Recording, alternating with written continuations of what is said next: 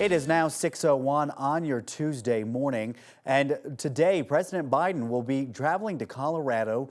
This is a postponed trip from last month. First, he's going to be in Denver for a campaign reception. The White House isn't saying where yet, though. He's going to head to Pueblo tomorrow, where he'll visit a wind turbine plant. He plans to talk about the economy and clean energy manufacturing.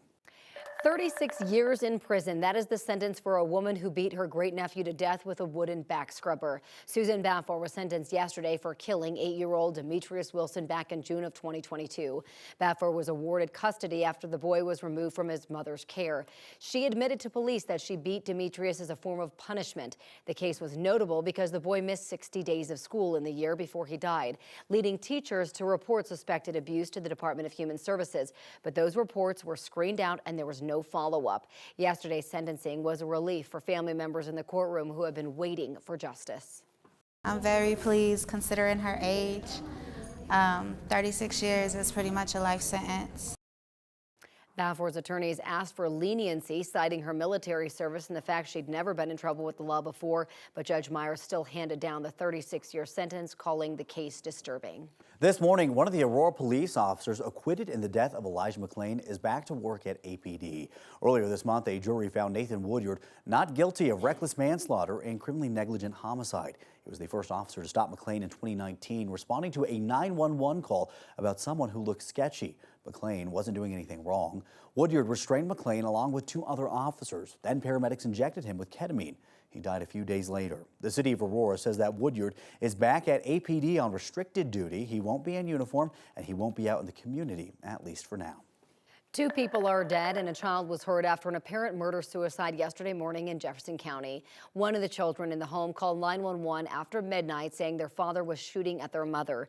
9 News reporter Courtney Yoon is following this story. And Courtney, this is the second domestic-related murder-suicide in just over a week. Yeah, Corey, that's right. The first happened in North Glen a week ago Sunday. The Colorado Attorney General's office tells us a total of 94 people died from domestic violence last year. It's the most since the state started keeping track in 2016. When first responders arrived at the scene early yesterday morning, the suspect, 54-year-old James Aragon, fired shots at the 3 children and deputies. One child was hit in the leg and taken to the hospital with non-life-threatening injuries.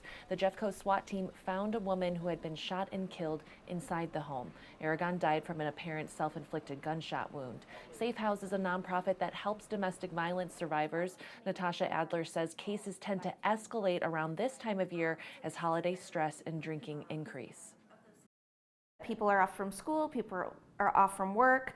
If survivors are trying to access services and maybe they can only do so remotely, they have other people in the house, so they can't do so privately. Maybe they can't leave the house because abusers in the home too, and they're going to say, hey, where are you going?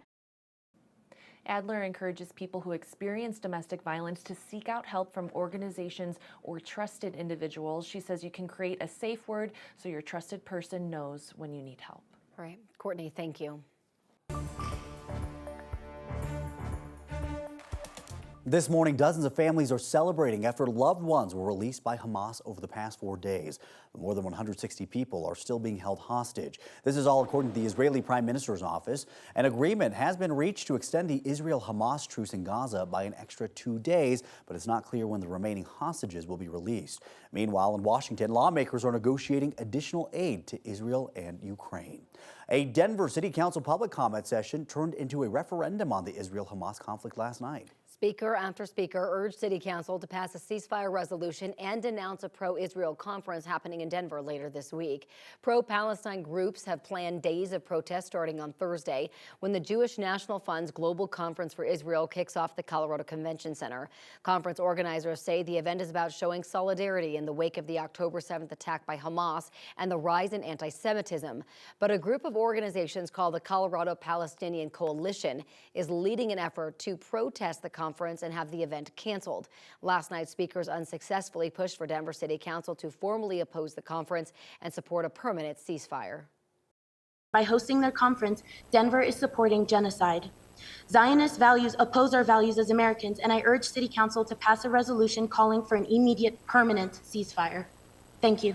This City Council must put forth a ceasefire resolution just as Seattle, Atlanta, Detroit, and Richmond, California have done. This City Council must not be silent. Democratic Governor Jared Polis is expected to speak at the conference's opening night. His spokesman says the governor will make sure efforts to intimidate people at the conference won't succeed. Hundreds of people living in Steamboat Springs won't have to pay to get their mail anymore. For years, people who were not eligible for residential mail delivery had to pay a fee for a P.O. box, even though it was the only way they could get mail. It costs about $166 a year for them.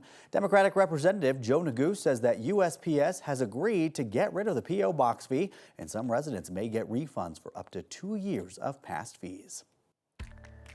And one thing you want to do is take a look at your weekend that's coming up. It's going to be pretty nice. The Parade of Lights, of course, is on Saturday, and Saturday evening we stay dry. 47 degrees for a high on Saturday, and Sunday 46 degrees with partly cloudy skies. Ed, thank you. A live look at the dry 270 and Quebec as you get ready to travel through Commerce City. No issues or delays overall. A quiet start to the morning commute. Happening today, a global movement to spread generosity, and it's not all about monetary donations. Giving Tuesday is also meant for people to volunteer and show gratitude for service providers like healthcare workers. This is different than Colorado Gives Day that's coming up next week on December 5th. You can donate to more than 3,400 local charities online on that day. The Colorado Gives Foundation matches the first $250,000 donated.